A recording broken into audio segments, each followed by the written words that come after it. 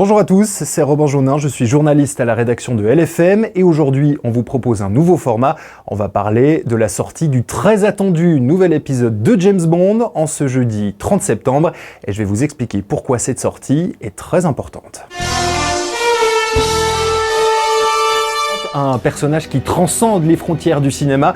Nombreux, cinéphiles ou non, nous sommes à attendre la sortie d'un James Bond de pied ferme. C'est en ce jeudi 30 septembre que sort donc la nouvelle aventure de l'agent le plus british du cinéma, incarné ici pour la dernière fois par Daniel Craig. Un épisode évidemment très attendu, de par évidemment ses nombreux reports, mais également très attendu car il doit être probablement un des fers de lance du retour en salle du public.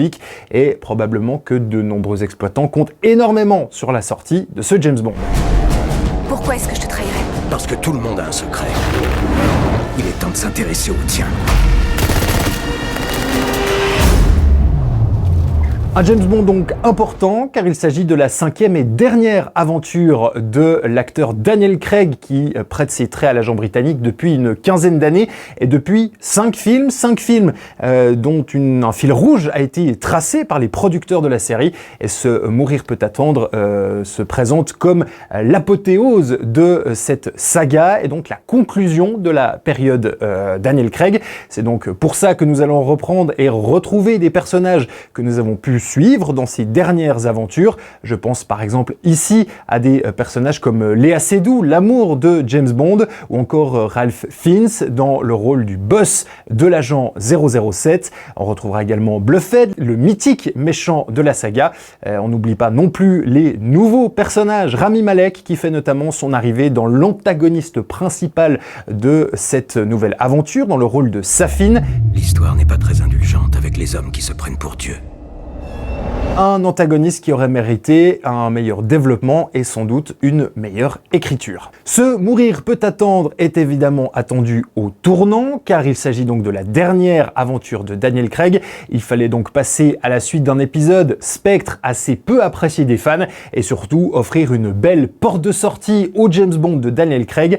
Mission plutôt réussie, il faut le dire, dans cet épisode qui va enchaîner les péripéties à nos héros. 2h40 tout de même, record absolu pour la saga James Bond.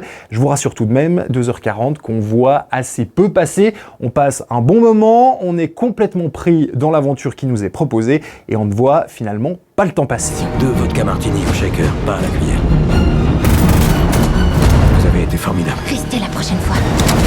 L'attente était également très élevée envers ce film, je vous l'avais dit, plus de 1 année et demie de report qui ont impliqué forcément quelques problèmes techniques. Petite info pour briller en société, il a fallu notamment refaire certains plans du film, tout simplement parce que les objets technologiques étaient obsolètes ou dépassés. En effet, quand quelqu'un paye assez cher pour montrer par exemple le nouveau modèle de sa marque de smartphone, évidemment ils ont envie de montrer leur dernier modèle. C'est donc pour ça que certaines scènes ont dû être changées notamment en post-production. Donc pas mal de changements dans ces 1 année et demie de report mais qui finalement se voient assez peu à l'écran. On ne sent pas le report plus que ça et on passe vraiment un bon moment à suivre tous ces personnages et également des personnages nouveaux. On peut penser également à Ana de Armas qui joue un personnage de la CIA et qui probablement possède la meilleure scène d'action du film en compagnie justement de James Bond. Cette 25e aventure de l'agent british est réalisée par Monsieur Fukunaga, un nom qui doit parler à certains fans de série, puis c'est lui qui s'est notamment occupé de la saison 1 de True Detective.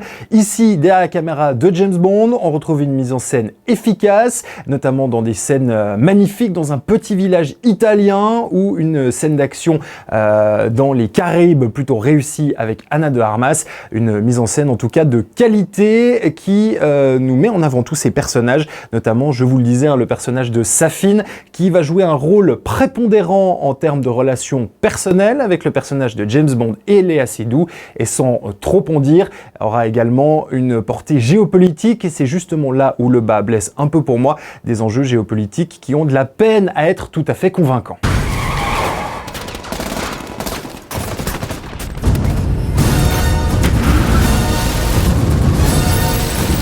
Une 25e aventure, en tout cas, qui réussit son pari et qui saura rassembler tant les cinéphiles que les spectateurs un peu plus occasionnels devant un film sur grand écran.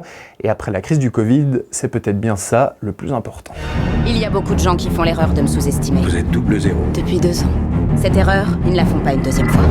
Si vous me barrez la route, je vous mets une balle dans le genou. Le bon genou, bien sûr.